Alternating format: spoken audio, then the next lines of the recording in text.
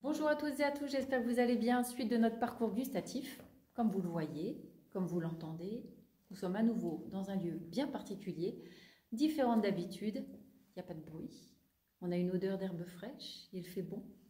Pour la suite de notre parcours, je vous emmène donc à nouveau dans ce lieu magique qui est la poudrière de la citadelle d'Arras. Cave voûtée 17e siècle, température constante à 15 degrés, saturée en humidité. Les briques qui constituent les murs et les pierres tout autour de la cave vont permettre de garder et d'absorber l'humidité, de la maintenir dans les lieux, tout comme la chaleur qui s'en dégage. On dit que la cave, elle a une ambiance, c'est-à-dire que sur les murs vont se développer des flores, des champignons, des micro-organismes installés au fur et à mesure du temps et qui va permettre au fromage de se développer lui-même dans un lieu qui lui est familier. Ce lieu est magique. Et comment soupçonner qu'avant c'était une ancienne poudrière qui puisse être aussi propice à l'affinage du fromage? Si on avait voulu en refaire une de manière artificielle, on n'aurait pas eu le même résultat. Et c'est la magie du lieu. La tome que je vous propose, c'est une pâte pressée non cuite issue du Pays Basque ou Béarn, au lait de brebis de race Manec tête rousse, Manec tête noire et basco-béarnaise.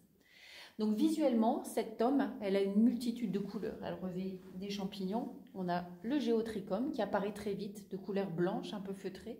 Et au fur et à mesure de l'affinage, on va avoir une couleur plus orangée, marron, peut-être un peu jaune quelquefois.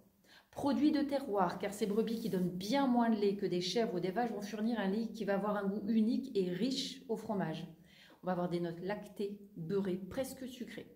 Sa texture, elle va être lisse, onctueuse.